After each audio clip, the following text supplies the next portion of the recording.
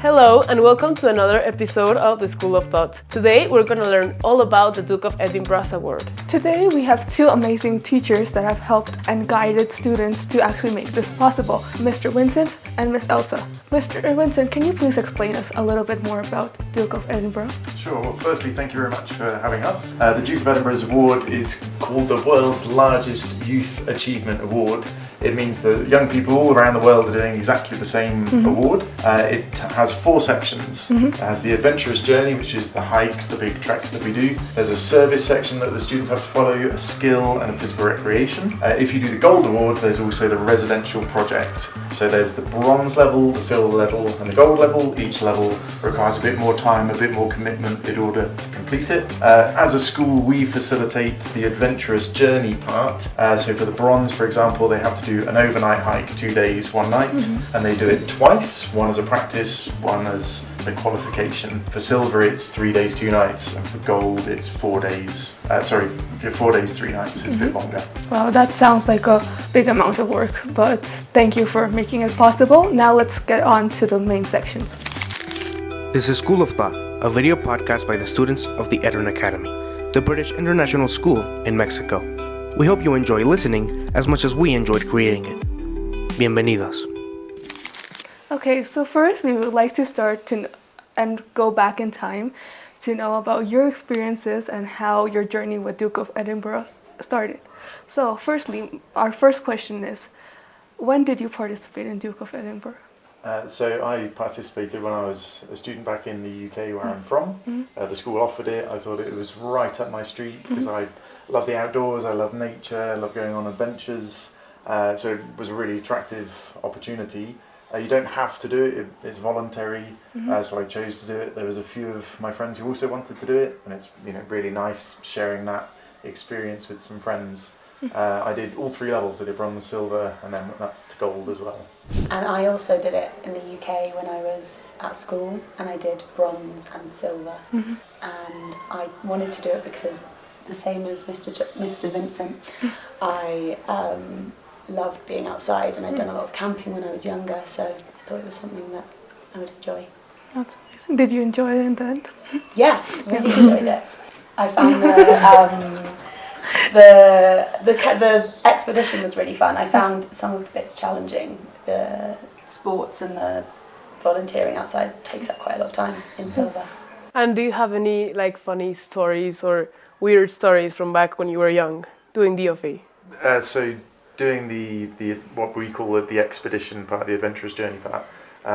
In the UK, as you know, it rains all the time, and so I did my adventurous journey on Dartmoor, which is like a big moorland. It's very wet.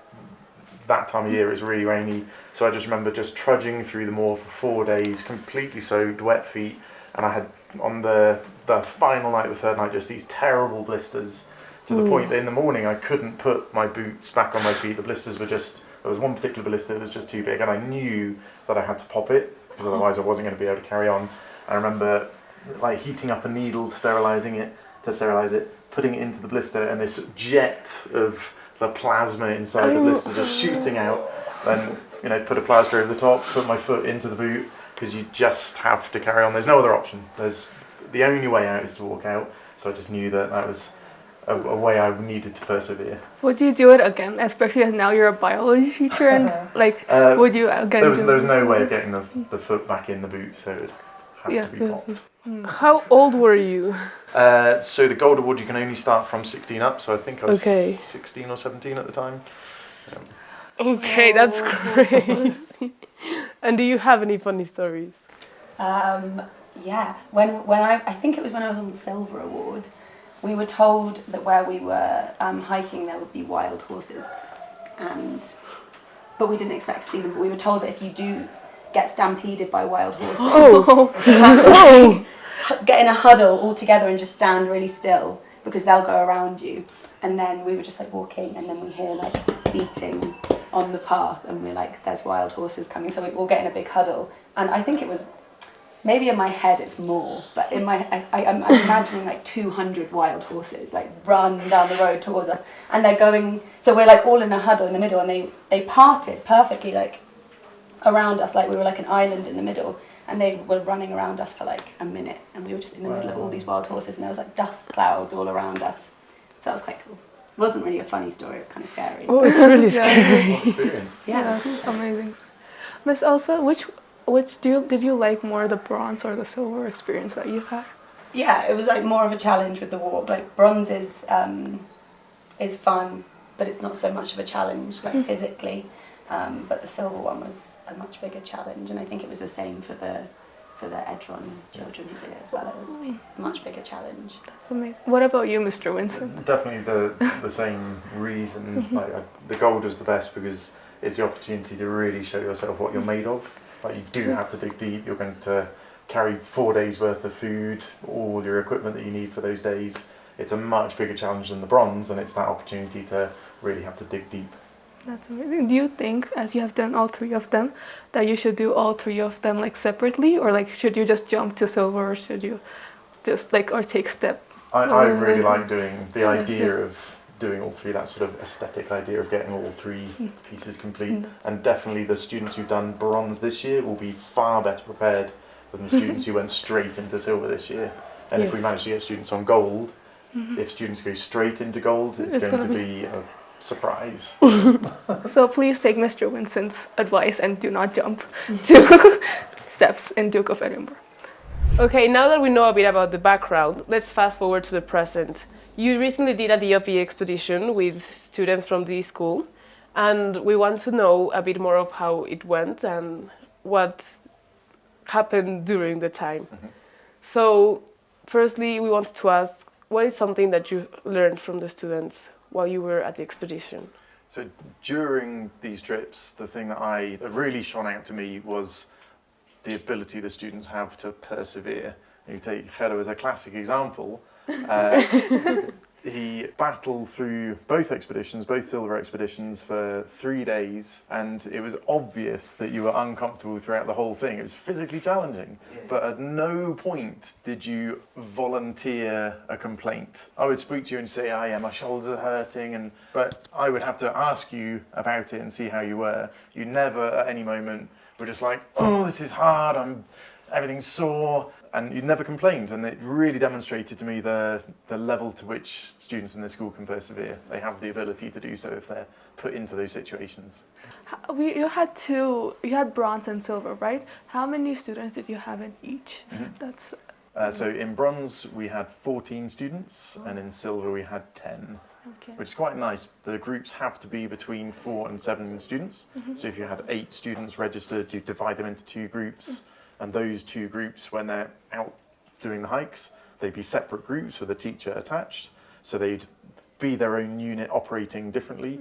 So it was nice to have on both trips 2 separate, distinct groups. So often they have these experiences on the same trail, but then they get together and they're sharing different experiences they've had at the same place. It's quite nice. And what did you learn from students? I definitely learned how impactful getting children outside can be in such a short amount of time, because bronze award was only 2 days, and within those 2 days I saw so much change in the students in terms of just like how they related to each other. At the beginning there was like bickering, and by the end there was like such brilliant teamwork, and I think just like how quickly you learn that like the good of one person is the good of everyone when you're in that kind of environment. Yeah, it's really powerful. But also the impact of the practice expedition on the abilities of the kids in the assess expedition. For silver, certainly it was night and day. The silver trip was twice the length of the practice trip. Just the ability of the kids to perform in the assess, and we saw the same in the bronze. Just amazing what preparation can do. How did you choose the places, and where did you go actually for bronze and silver? Can you tell us a little bit about that? Great question. Now, the award was offered in Edron back in 2019, pre-pandemic. That was the last time it was offered. And the students went to Costa Rica, and they went to Costa Rica for a week.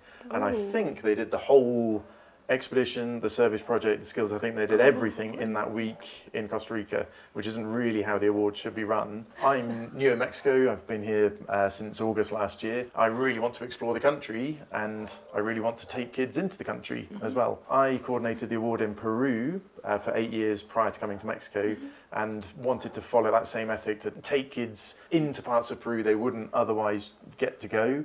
Certainly not places they go with their parents, not the touristy places. I wanted to do that here in Mexico.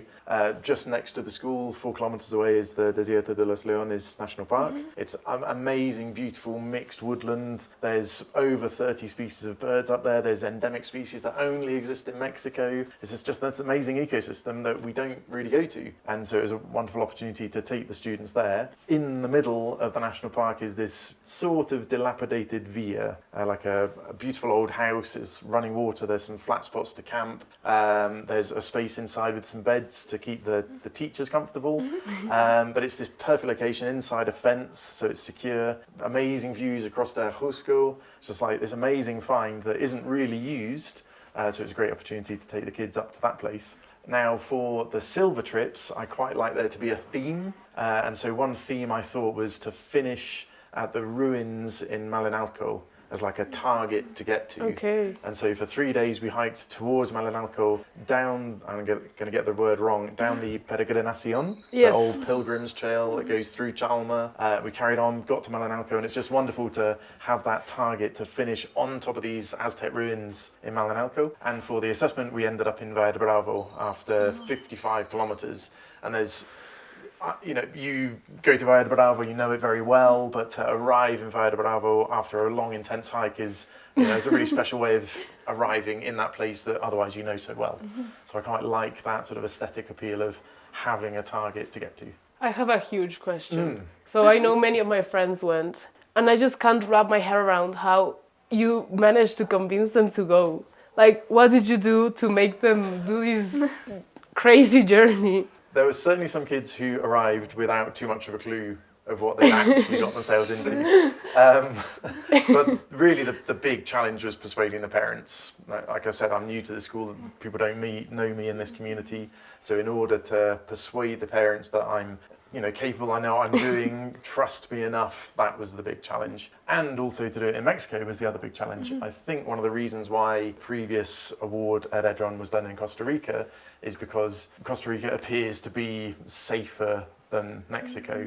So to try and convince people that the places I'm choosing to take the students to are safe, I've done my due diligence, I've made connections in those communities, I've found places to sleep where it is safe and it's secure. The big challenge was persuading the parents more than the kids, I would suggest. Well, of course, there were many skills that were developed throughout the journey. Can you tell us how and where and what happened and what skills were developed by you and with the kids along? So we had Edron Plus activities on Tuesdays, and Elsa attended a few of those activities as well to support the students. And we covered things like first aid. Yeah. We did How to use the cooking equipment. Great, so like camp skills to make sure there's no surprises. The kids know how to use that equipment. We did things about nutrition and making a meal plan. We also did like a kit check, the penultimate session. So we got all the kids together, we issued the kit, we made sure they had the right equipment. So my mantra is always prepare the best you can, and it's a way in which we are ensuring the kids are as prepared as they can be. Well, what can you actually bring when you go to Duke of Edinburgh? What do you carry in your bag? Because I have seen their bags are extremely heavy. So just to be curious, what can you carry in those bags? You're just supposed to carry what you need to survive. You're not supposed to bring any more than that. So the bag shouldn't be too heavy. Okay. Just like tents, sleeping bag, roll mat, a torch, some cooking equipment and some food that will last you the weekend. They shouldn't be very heavy at all, the bags. They should just have that bare minimum stuff. But some, especially on the practice expeditions, some of the bags were crazy. And they'd also been packed in the funniest way, so that all the heavy stuff was at the top and there was like nothing at the bottom, so they were like hanging off their bags. But that's why we do the practice expedition. So that's also very important to know how to place your... Yeah. Are phones and money allowed on the trip, or is that not? So one of the rules is that the students have to be self-sustained, so they can't use money to go and buy stuff, get in a taxi, put their bag on a donkey or anything like that. They have to be completely self-supported. So no need for money. They're just carrying everything they need, including, like Edsa says, the food that they need for the entire journey. And that takes a bit of working out to not take too much, but also make sure you're not going to end up hungry, and you're taking things that you're actually going to want to eat. In terms of phones, so when I did it, and I'm sure when you did it, you used a paper map and a compass, which still can be done, but now we've got mobile phones. It shows you exactly where you are on a application that's topographical, so it has the contours on it, it's got the trail marked on it, you can see the direction you're facing. Whenever I go out and do any trips of my own, like mountaineering trips, ski trips, I always use a device, and so it just seems relevant now that we use devices with the students, and it's so much easier than using a paper map. It's good to have those abilities to actually use a paper map and a compass and have those things with you, but really in terms of what we use now around the world to navigate, it's just more relevant to have an app on a phone. Things can still go wrong as well. Not always. Sure. They always take some wrong Wrong turns. We did say that students must have charge on their phone at the end of the trip to prove that they've been looking after their battery correctly, that if they need to carry on navigating at the end of the trip for whatever reason, or phone home or use their phone for something, they've not been wasting all the battery scrolling on Be Real or whatever it is you guys use. You only get the battery for like the full trip. Airplane mode. You cannot charge it. Well, you could take a charger, but you can't use electricity. I would go crazy. No. But it's a great detox. Well, thank you very much. Now, to conclude, we wanted to ask you, how does DOV help you outside of school and beyond school? Specifically for the adventurous journey section, the really physically challenging bit, I want those experiences to be really, really hard. And the reason I want them to be really, really hard is because life is really, really hard. Today, at the end of the day, you could think back and think, what was the best part of the day and what was the worst part of today? And if you really thought about it, you could identify those two moments of today. And at my age, I can identify the best time of my life and the worst time of my life. And if you speak to most adults, they'll be able to tell you in a flash what the worst moment of their life was. It's coming for you. Unfortunately, it's like the tragedy of life is that the worst day of your life is coming for you. And it's like, it sounds a bit depressing, but it's going to happen. It's like a truism. And if I can expose students to hard moments where they have to dig deep, persevere, find resilience, find out what they're made of just by doing a long trek where they're carrying all those things, I hope that it might prepare them just a percent more for that really difficult day that is coming for your future.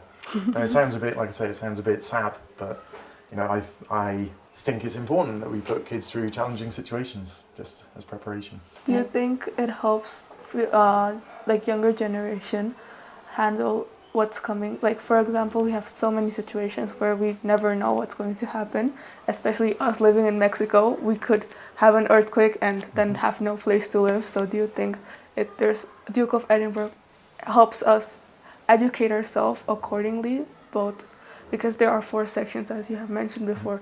Are those 4 sections very, how can you explain how they're very useful in the real life rather than only schoolwork that we do in school? Would you like to say? Yeah, I think also in the world we live in is very comfy, and a lot of things are directed towards comfort. And I think a lot of the time in your daily life, or in our daily lives, we're very comfortable in many ways, and it's becoming more and more so. But it's also simultaneously becoming more and more at risk with the world changing. So it's good to be prepared to not be comfy sometimes and to know what that feels like. And with so there's the adventurous journey, and then there's also 3 more sections that you have to complete. So there's this physical recreation section, the skill section, and the volunteering section, where you sort of have to do something outside of your comfort zone. I mean, often somebody might already do a sport or already do a skill, but it's very rare that somebody's already doing all of those things, so they always have to sort of expand themselves in some way. When I did those sections. The volunteering bit was fine and the skill bit was fine, but I wasn't the most sporty teenager. So I ended up doing Tai Chi, which is like really slow martial arts that like old people do. So I joined a Tai Chi class at my local community centre, and it was like only people over the age of like 70 doing it, and we just did like slow martial arts together for an hour every week. And I ended up making lots of friends who were over 70, which I didn't have many of when I was 14. So that was really nice way to expand my sort of involvement in my local community outside of the volunteering section. So yeah, it sort of very much widens your horizons in many different ways. And I still see some of them sometimes when I'm back home. I'll bump into some of them. They're like in their 90s now. Well, quite in their 90s maybe, but yeah. At the time that you did your Duke of Edinburgh, did you ever think of this? Like, I know right now, to help us and to say that life is not simple as it seems. Did you also think, or were you also persuaded by the idea of life is not that simple? Definitely not. No? It wasn't in my consciousness, that sort of construction. It seemed like a good challenge, seemed like good fun. But I was just thinking when you were talking, my community service was to work on a peat bogland, like a wetland in Pantano, and do conservation work. And you know, you're saying about meeting those characters in later life. Definitely, the stuff I did, the conservation work, the ecology work that I did on that peat bog, has informed my career to become, you know, a biology teacher. Definitely, like the Duke of Edinburgh is still having an influence on my life now. What about you, Marissa? Yeah, I mean, probably when I was doing it at the time, I just did it because it was fun and lots of my friends were doing it. And I think, but now, like as adults, the friends that I have that we had those experiences together when we were younger, when I see them now, it's very different from the friends that I hang out with who hadn't had those experiences, because I think we've grown up into adults who are more aware of the sort of benefit of these collaborative experiences and are more focused on like communal living, because when you're out doing these experiences it's really important that everyone's pulling their weight. So now if I have those friends over, I know that, you know, the washing up will always be done, even if without like magic, you know, these things that are part of like living together and working as a team become quite intrinsic after you've had these experiences, because they're so important for that short amount of time. I think you carry that with you throughout life. Oh, thank you so much. Shout out to all of the DOP participants. You should be really proud to guide this huge expedition. So, yes, thank you so much. And those students who are doing Duke of Edinburgh, you need to make sure you finish those other 3 sections. Pero they're looking at you. That's Thank it you. for today. Keep watching School of Thought.